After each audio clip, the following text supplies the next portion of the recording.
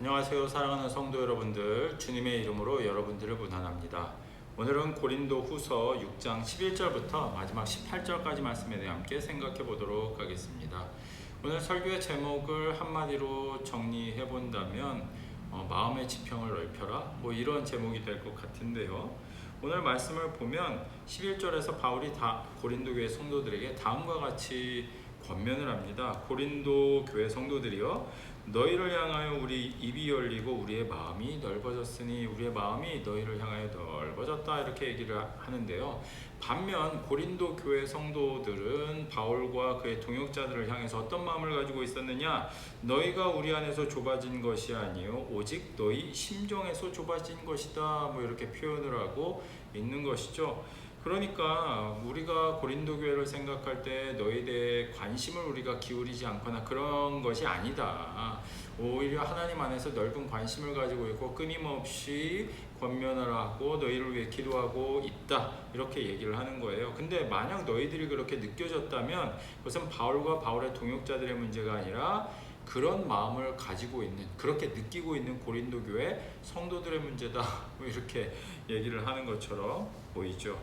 그러면서 바울은 다음과 같이 이야기를 합니다. 너희도 마음을 넓혀라, 이렇게 얘기를 해요. 근데 마음을 넓힌다는 게 조금 좀 오해하기 쉬운 그런 표현이 될 수도 있을 것 같은데요.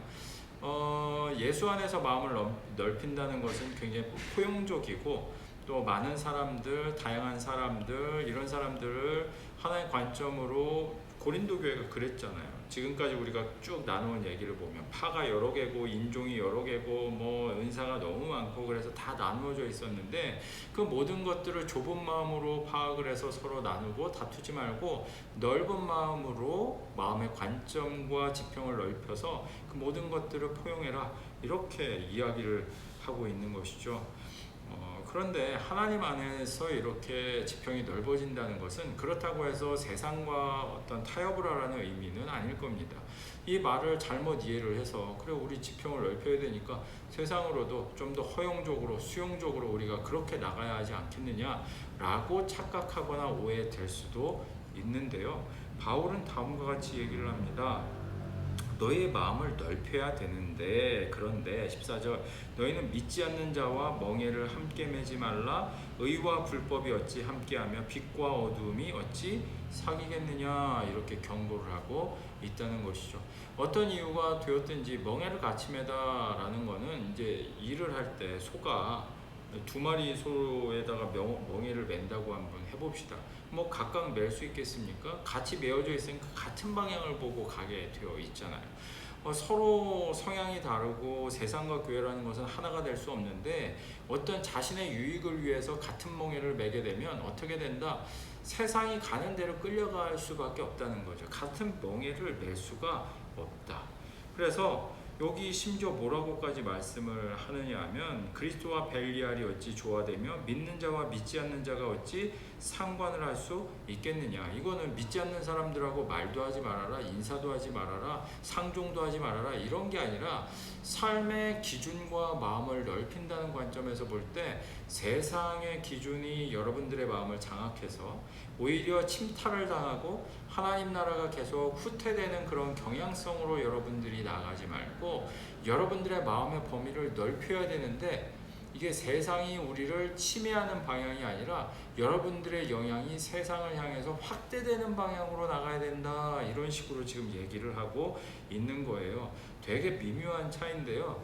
세상 가운데 그리스도의 영향력을 넓히며 살아간다는 것이 세상과의 담합이나 또 나의 유익을 위해서 때로는 세상의 기준을 내가 받아들이는 것을 의미하지는 않는다라고 바울이 명확하게 이야기를 해주고 있다는 거죠. 이제 지난 주일날도 그런 말씀을 우리가 함께 나누지 않았습니까? 그리스도의 제자, 또 하나님 나라의 지평 안에서 살아간다는 것은 어떤 거냐? 중립적인 시간은 없다는 것을 가정을 하는 거예요. 뭔가 하나님 나라에도 속하지 않고 세상에도 속하지 않고 이것도 저것도 아니고, 그래도 뭔가 중간 뭔가가 있지 않을까. 우리가 하는 행동이나 말이나 이런 것들이 사실 직장 생활하면서 하는 말이나 내가 하는 업무들이 하나님 나라와 직접적인 연관은 없잖아요. 그렇다고 누구를 상하게 하려고 악의적으로 어떤 걸 가지고 하는 것도 아니지 않습니까? 그러니까 중간 어디쯤에 있지 않을까 우리는 이렇게 생각하는데, 삶의 그 모든 순간마저도 우리의 지평과 마음이 넓어져서 하나님 나라의 관점으로 모든 것들을 포괄할 수 있어야만 그것이 진정 하나님 나라의 삶이 될 수 있다, 이렇게 조언을 하고 있다는 것입니다.